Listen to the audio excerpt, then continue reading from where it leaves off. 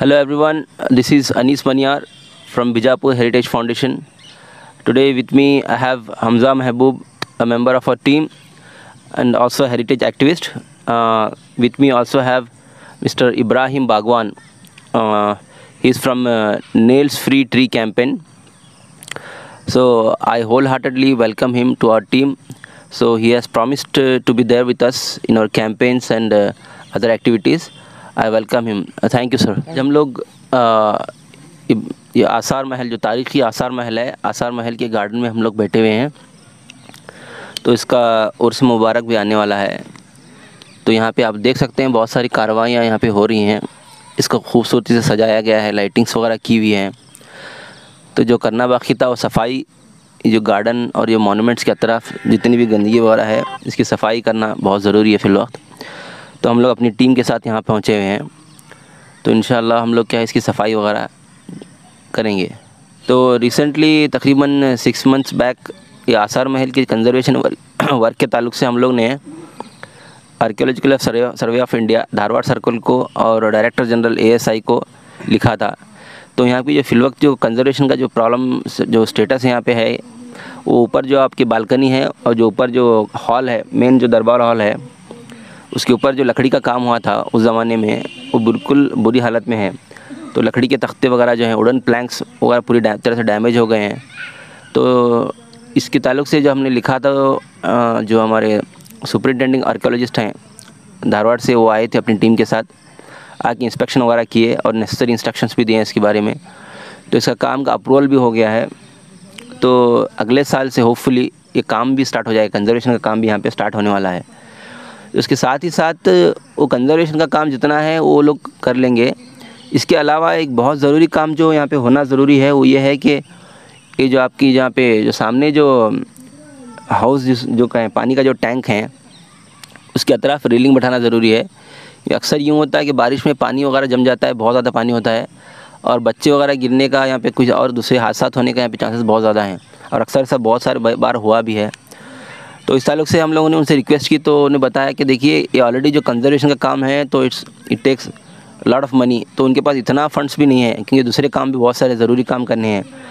तो उन लोगों ने रिक्वेस्ट की कि आप लोग स्पॉन्सर्स, अगर कोई बीजापुर सिटी से कोई फिलांथ्रोपिस्ट हो गए, कोई इंडस्ट्रियलिस्ट हैं, कोई बिजनेसमैन है या वक्फ करना चाहते हैं, तो उनका अगर वो साथ देना चाहें तो हम लोग ये रेलिंग का काम हम साथ मिलकर कर लेंगे। तो आप लोगों से रिक्वेस्ट भी ये है कि अगर कोई आप अपनी तरफ से अगर कोई कंट्रीब्यूट करना चाहता है तो हम लोग ASI के साथ उनके साथ MOU करा के हम दे सकते हैं। तो आप काम कर सकते हैं अपनी मर्ज़ी से।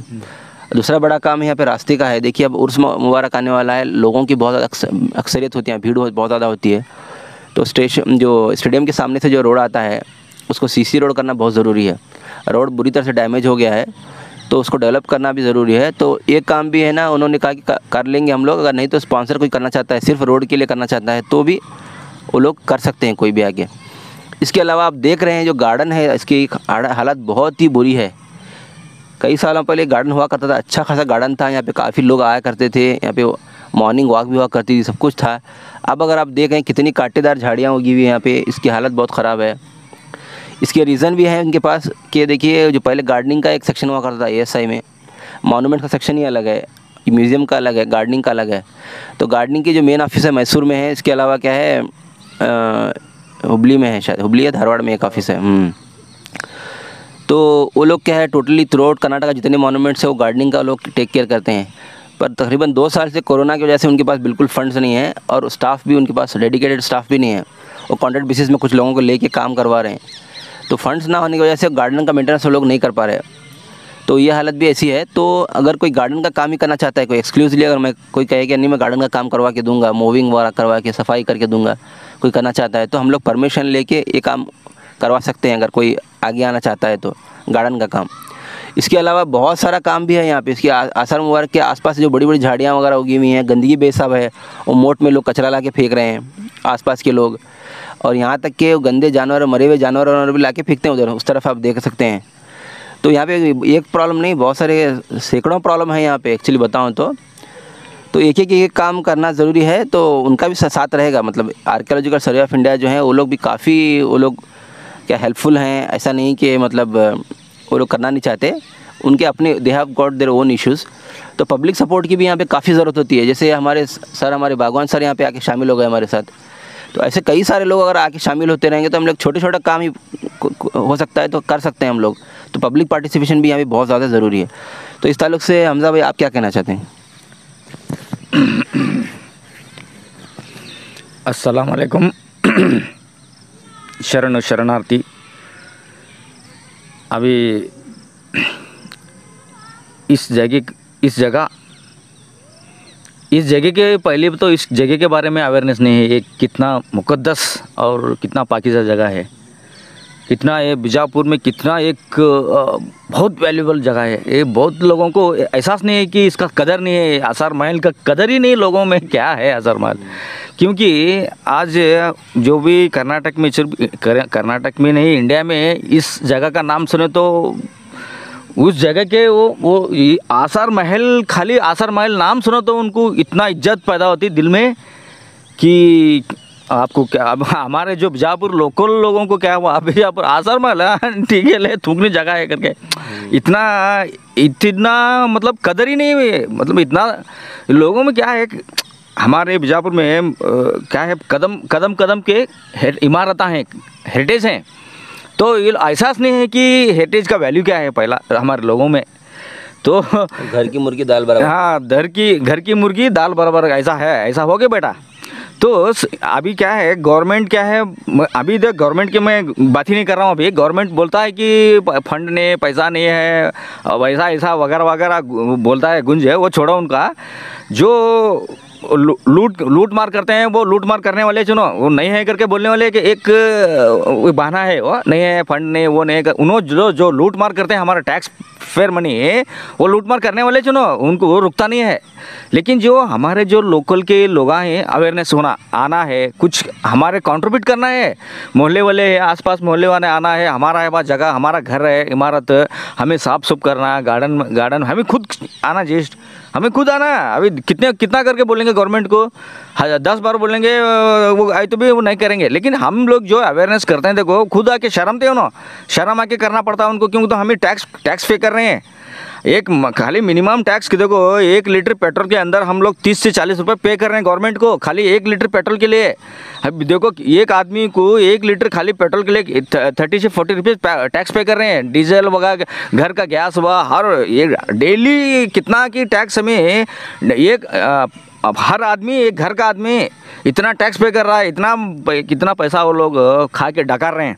तो क्या है वो, अभी देखो हमारा कितना स्ट्रेंथ होता है, देखो उतना हम लोग गवर्नमेंट के ऊपर दबाव कर सकते हैं। तो पब्लिक को क्या है, मैं रिक्वेस्ट करना चाहता हूँ, कितना लोग आगे आते हैं, हमारा इमारत बचेगी आज, नहीं तो आगे हमें जनरेशन को ये सभी इमारत नहीं बचेंगे। तो खाली हम लोग क्या है, हमारे घर में हम महल बना के रहेंगे। ये सभी हमारा जो बीजापुर है, ये महलों का शहर है। ये क्या बोलते हैं आपको, इस साल इतना जो स्कॉलर्स हैं, जो इंडिया में अमेरिका में स्कॉलर्स, इसका बारे में क्या बोलेंगे आपको, स्कॉलर्स क्या बोलते हैं सर बीजापुर में? थोड़ा बीजापुर के बारे में बताओ। देखिए, एक हिंदुस्तान की बात करें तो ये कहा जाता है कि अगर आदिल शाहों के पास अगर वाइट पत्थर अगर उनको मिल जाता, मार्बल, तो ताजमहल के बजाय लोग इब्राहिम रोज़ा देखने आते हैं। हाँ, सही है, सही है। इनका स्टाइल ऑफ आर्किटेक्चर इतना यूनिक है वर्ल्ड के अंदर। और दूसरी बात, इंडिया में, थ्रू आउट इंडिया में डेंसिटी ऑफ मॉन्यूमेंट्स, एक प्लेस पे इतने मॉन्यूमेंट्स जहाँ पे हैं, तो दिल्ली के बाद बीजापुर का नाम आता है। और सबसे बड़ा शर्फ बीजापुर को यह हासिल है कि मोए मुबारक जो पर्टिकुलर ऑथेंटिसिटी के साथ जो है नहीं, जो सनद मिली है, जो ओरिजिनल जिसको कहा सकता है, मतलब हर कोई आँख मुझे उसको बिलीव कर सकता है। तो वो मोए मुबारक जो है आसार शरीफ में है। कितना खुशकिस्मती है। देखो, जब औरंगज़ेब हमला किया बीजापुर पे, तो सिकंदर आदिल शाह का ज़माना था। तब सिकंदर आदिल शाह छोटी उम्र का था, अपने दरबारियों को जमा करके बोला कि देखो अब तो दूसरा कोई रास्ता है नहीं, सरेंडर करना तो फाइनल हो गया, तो अब क्या किया जाए? तो दरबारी बोले, देखिए बीजापुर में सबसे बड़ी दौलत जो हमारे पास है, दौलत बाकी जो सोना चांदी हीरा जवाहरात तो सारे तो छोड़ चले जाएंगे, सबसे बड़ी दौलत जो हमारे पास बीजापुर में फिलवक्त है वो मोए मुबारक है। समझे? सही है। हाँ, तो ये काम करते हैं, सौदा करते हैं किसके साथ? आलमगीर के साथ। ये मोई मुबारक उसको दे के हम लोग क्या है अपनी इज्जत बचा लेते हैं ना, इतना कर सकते हैं हम लोग। तो उसने क्या किया कि ना मोई मुबारक को अपने सर पे रखे। उसमें क्या थे, 2 सेट थे, एक पर्टिकुलर पूरे ऑथेंटिक जो सेट था वो था, और एक मोई मुबारक 2 सेट थे उसके अंदर। तो उसने क्या किया, जो ओरिजिनल जो अपने पास रख के दूसरा जो सेट था वो अपने सर पे रख के आलमगीर बादशाह के पास गया। तो जैसे ही उसने मोई मुबारक के सुना कि मोई मुबारक उसके साथ में है, तो उसने बड़ी इज्जत के साथ उसका बर्ताव किया और वो हज़रत बल दिल्ली भेज दिया। दिल्ली से वो हज़रत बल को चले गए थे। तो अभी तक, हाँ, कश्मीर चले गए। सबसे बड़ी हमारी सबसे खुशकिस्मती ये है कि मोई मुबारक अभी तक हमारे पास मौजूद हैं बीजापुर शरीफ में। तो यानी एक बहुत ही मुक़द्दस जगह है और बीजापुर की शान मोई मुबारक की वजह से है और आसार मुबारक की वजह से। गोल मस्जिद भी हो गया, इब्राहिम रोज़ा भी हो गया, कई सारी इमारतें हैं। उसके अलावा सबसे बड़ी शान बीजापुर की है वो मोई मुबारक हैं और आसार शरीफ है। सही है। मैं यही पूरे बीजापुर शहर को मैं रिक्वेस्ट करना चाहता हूँ, सभी लोग आगे आओ, फिक्र करो। इमारत होंदे या हमारे आसार महल होंदे, जो भी होंदे, आज गंदगी हम लोग ही फैला रहे हैं। तो दूसरे को हम लोग क्या नसीहत देंगे कि हम लोग ही कचरा कर रहे हैं, हम लोग ही थूक रहे हैं, हम लोग ही गुटखा करके किधर ना उधर थूक रहे हैं। देखो आज गोल गुम्बद के अंदर भी थूक रहे हैं। आज ये क्या है, मास्टरपीस है ना हमारा, नहीं जी, इधर मेहतर माल होंदे। ये जो इतना वंडर मॉन्यूमेंट्स हैं, इतना आर्किटेक्ट हमारा, इतना पूरा वर्ल्ड में फेमस है हमारा आदिल शाही आर्किटेक्ट। इतना खूबसूरत शहर होके भी हम लोग आगे नहीं आ रहे बोले तो ये सभी लोगों को काम है सब। 1-1 घंटा देना पड़ता, टाइम है। मेरे को वहाँ काम है, वहाँ जाना है, यहाँ बिरयानी खाने का है, वहाँ हड्डियाँ खाने का है, बोले सब लोगों को काम रहते हैं सब। सब दो, सभी लोग बीजापुर शहर वाले 1-1 घंटा दो, 1-1 घंटा आके यहाँ वॉकिंग करो। वॉकिंग करके अच्छा क्या कचरा वगैरह रहता है क्लीन रखो। आते हैं, कितना टूरिस्ट आते हैं, एक टूरिज्म डेस्टिनेशन है बीजापुर। मैं सभी लोगों, पहले हमारे शहरी लोगों को मैं रिक्वेस्ट करना चाहता हूँ, हम लोग कचरा डालने का बंद करेंगे। हम लोग खुद आके वॉकिंग करते हैं ना, हर एक लाए कैरी बैग लेके, बड़ा है कैरी बैग लेको, कचरा लेके जाओ इधर से, कचरा खुद चुनो। बाद में हम लोग गवर्नमेंट को, कमिश्नर को, डिस्ट्रिक्ट डीसी साहब को हम लोग बाद में रिक्वेस्ट करेंगे क्या करना है क्या नहीं करना है। पहले हम लोग सुधरेंगे, बाद में गवर्नमेंट को बताएंगे। यही मैं बोलना चाहता हूँ। बोला थोड़ा। अच्छा, हमारे इब्राहिम बागवान साहब से आपके क्या ख्याल हैं इस बारे में? ಸ್ನೇಹಿತರೆ, ಈ ನಗರದ ಸ್ವಚ್ಛತೆ ಕಾರ್ಯದಲ್ಲಿ ಪ್ರತಿಯೊಬ್ಬರದು ಜವಾಬ್ದಾರಿ ಇದೆ. ಯಾರೋ ಒಬ್ಬರು ಒಂದು ಸಾಮಾಜಿಕ ಕಾರ್ಯ ಮಾಡೋಂಥವ್ರೆ ಸ್ವಚ್ಛ ಮಾಡಬೇಕು, ಅವರೇ ಮಾಡಬೇಕು ಇವರೇ ಮಾಡ್ಬೇಕು ಅಂತೇನಿಲ್ಲ. ಪ್ರತಿಯೊಬ್ಬರು ಜವಾಬ್ದಾರಿ ಇದೆ. ಆ ಜವಾಬ್ದಾರಿ ಯಾವ ರೀತಿಯಲ್ಲಿ ಮಾಡ್ಬೇಕಂದ್ರೆ, ನೀವು ಸ್ವಚ್ಛ ಮಾಡಿದ್ರೆ ಅಂತ ಆಗೋಂಗಿಲ್ಲ. ಸ್ವಚ್ಛ ಏನು ನಾವು ಗಲೀಜು ಮಾಡ್ತೀವಿ ಅದನ್ನೇ ನಾವು ಸಂರಕ್ಷಣೆ ಮಾಡ್ಕೋಬೇಕು. ಗಲೀಜು ಮಾಡೋದೇ ಬೇಡ. ಯಾರೂ ಈಗ ತಿನ್ನೋದಾಗಲಿ, ಸ್ಟಾರ್ ತಿಂದು ಉಗುಳೋದಾಗಲಿ, ಪ್ಲಾಸ್ಟಿಕ್ ಚೆಲ್ಲೋದಾಗಲಿ, ಕಸ ಚೆಲ್ಲೋದಾಗಲಿ ಈ ಥರ ಮಾಡಬಾರ್ದು. ತಮ್ಮದು ಏನೇ ಕೆಲಸ ಇದ್ದರೂ ಆ ಕೆಲಸದಲ್ಲಿ ಒಂದು ಸ್ವಚ್ಛತೆ ಕಾಪಾಡ್ಕೊಳ್ಬೇಕು. ನಾವು ಸ್ವಚ್ಛತೆ ಮೊದಲು ಕಾಪಾಡ್ಕೋತಿಲ್ಲ. ನಗರದಲ್ಲಿ ಪ್ರತಿಯೊಬ್ಬರದ್ದು ವಿಷಯ ಇದೇ ಐತಿ. ಹಾಗಾಗಿ ನಮ್ಮಂಥವ್ರು ಎಷ್ಟೇ ಜನ ಟೀಮ್ ಮಾಡಿದ್ರೇನು, ಎಷ್ಟು ಗುಂಪು ಮಾಡಿದ್ರೇನು ಸ್ವಚ್ಛ ಮಾಡೋಕೆ ನಿಂತೀವಿ ಅಂದರೆ ಆಗಂಗಿಲ್ಲ. ಇಲ್ಲಾದರೆ ಎಲ್ಲ ನಮ್ಮಂಥವ್ರ ಜೊತೆಗೂಡಿ ಕೆಲಸ ಮಾಡಬೇಕಂತ ಮಾಡಿದ್ರೂ ಆಗಂಗಿಲ್ಲ. ಆದರೆ ಅದು ನಮ್ಮ ಮೆದುಳಲ್ಲಿ ಇರಬೇಕು. ನಮ್ಮ ನಗರ, ನಮ್ಮ ಮನೆ, ನಾವು ಮನೆ ಹೆಂಗೆ ಸ್ವಚ್ಛ ಮಾಡ್ಕೋತೀವಿ, ಪ್ರತಿ ಸರಿ ಹುಡುಗ್ತೀವಿ ಮನ್ಯಾಗ, ಅದೇ ನಾವು ನಗರನೂ ಅದೇ ಥರ ಕಾಪಾಡ್ಕೊಳ್ಬೇಕು. ಈ ಗಲೀಜು ಮಾಡೋದ್ರಿಂದ ಈ ಮನುಷ್ಯರ ಮೇಲಾಗಲಿ, ಪ್ರಾಣಿ ಪಕ್ಷಿಗಳ ಮೇಲಾಗಲಿ ನಮ್ಮ ಸೌಂದರ್ಯಕ್ಕೂ ಧಕ್ಕೆ ಮಾಡ್ತದೆ, ನಮ್ಮ ಶರೀರಕ್ಕೂ ಧಕ್ಕೆ ಮಾಡ್ತದೆ, ನಮ್ಮ ಆರೋಗ್ಯದ ಮೇಲೆ ಪರಿಣಾಮ ಬೀರ್ತೈತಿ. ಹಾಗಾಗಿ ನಾವು ಎಲ್ಲರೂ ಪ್ರತಿಯೊಬ್ಬರು ಸ್ವಚ್ಛತೆ ಕಡೆ ಗಮನ ವಹಿಸಬೇಕು. ಜನರಲ್ಲಿ ಒಂದು ಜಾಗೃತಿ ಮೂಡಿಸ್ಬೇಕು ಸ್ವಚ್ಛತೆ ಮಾಡೋದ್ರ ಬಗ್ಗೆ ಮತ್ತು ಸ್ವಚ್ಛತೆ ಇಡೋದ್ರ ಬಗ್ಗೆ ಜಾಗೃತಿ ಮೂಡಿಸ್ಬೇಕು. ಈಗ ನಾವು ಸರ್ಕಾರದ ಹತ್ರ ಸ್ವಚ್ಛ ಮಾಡಿ ಅಂತ ಸರ್ಕಾರ ಏನು ಮಾಡೋಕ್ಕಾಗಿಲ್ಲ. ನಮ್ಮಂಥವ್ರೇ ಗಲೀಜು ಮಾಡತ್ತೀವಿ. ಸರ್ಕಾರ ಬಳಿ ಪ್ರಶ್ನೆ ಮಾಡೋಕ್ಕೆ ಹೋದೆವು ಅಂದ್ರೆ ನೀವೇ ಗಲೀಜು ಮಾಡ್ತೀರಿ, ನೀವೇ ಬರ್ತೀರಿ. ಅದಕ್ಕೆ ಮೊದಲು ನೀವು ಎಚ್ಚರವಾಗಿರ್ರಿ, ನೀವು ಸ್ವಚ್ಛತೆಯಿಂದಿರಿ, ನಾವು ಅದಕ್ಕೆ ನಿಮ್ಮ ಜೊತೆ ಕೂಡ್ತೀವಿ ಅಂತ ಹೇಳ್ತಾರೆ. ಹಾಗಾಗಿ ಎಲ್ಲರೂ ಪ್ರತಿಯೊಬ್ಬರು ಜವಾಬ್ದಾರಿ ಐತಿ ಸ್ವಚ್ಛತೆ ಕಾಪಾಡ್ಕೊಳ್ಳೋದು.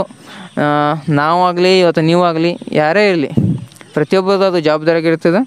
ಹಾಗಾಗಿ ನಾ ಇಷ್ಟೇ ಹೇಳೋಕ್ಕೆ ಬಯಸ್ತೀನಿ ನಗರದ ಜನರಲ್ಲಿ, ನಿಮ್ಮ ಮನೆ ಹೆಂಗೆ ಸ್ವಚ್ಛತೆ ಇಡ್ತೀರಿ, ನಿಮ್ಮ ನಗರನೂ ಅದೇ ಥರ ಸ್ವಚ್ಛತೆ ಇಡ್ರಿ. ಮರಗಳನ್ನು ಬೆಳೆಸ್ರಿ. ನಗರಗಳಲ್ಲಿ ನಿಮ್ಮ ಮನೆ ಮುಂದೆ ಮರಗಳು ಬೆಳೆಸ್ರಿ. ಯಾಕಂದರೆ ಮರಗಳ ಒಂದು ಇದು ಎಷ್ಟಂದ್ರೆ ಅವಶ್ಯಕತೆ ಎಷ್ಟಿದೆ ಅಂದ್ರೆ, ನೀವು ಇವತ್ತು ನಗರದಲ್ಲಿ ಈ ಡಸ್ಟ್, ಈ ರೋಡ್ಗಳು ಐತಲ್ಲ, ಈ ಡಸ್ಟನ್ನು ಒಂದು ಎಲೆ ಹಿಡ್ಕೋತೈತಿ. ಅದು ಮರ ಇರೋದ್ರಿಂದ ನಿಮ್ಮ ಮನೆ ಮುಂದೆ ಮರ ಐತಂದ್ರೆ ನಿಮ್ಮ ಡಸ್ಟ್ ಅದು ಮನೆಯಲ್ಲಿ ಬರೋದಿಲ್ಲ, ಅದೇ ಮರ ಅಲ್ಲೇ ಸ್ಟಾಪ್ ಮಾಡ್ಕೊಂಡಿರ್ತೈತಿ. ಹಾಗಾಗಿ ಮರಗಳ ಕಡೆ ಸ್ವಲ್ಪ ಗಮನ ಹರಿಸ್ರಿ. ನೀರಿನ ವ್ಯವಸ್ಥೆ ಮತ್ತು ನಾವು ಮರಗಳು ಬೆಳೆಸೋದ್ರಿಂದ ರೈತರಿಗೆ ಒಂದು ಬೆನ್ನೆಲುಬಾಗಿ ನಾವು ಇರ್ಬೋದು. ಯಾಕಂದರೆ ರೈತರು ದೇಶದ ಬೆನ್ನೆಲುಬು ಅಂತ ಹೇಳ್ತಾರೆ. ರೈತರ ಬೆನ್ನೆಲುಬು ನಾವಾಗಿರ್ತೀವಿ ಮರವನ್ನು ಬೆಳೆಸ್ತೀವಿ ಅಂದರೆ.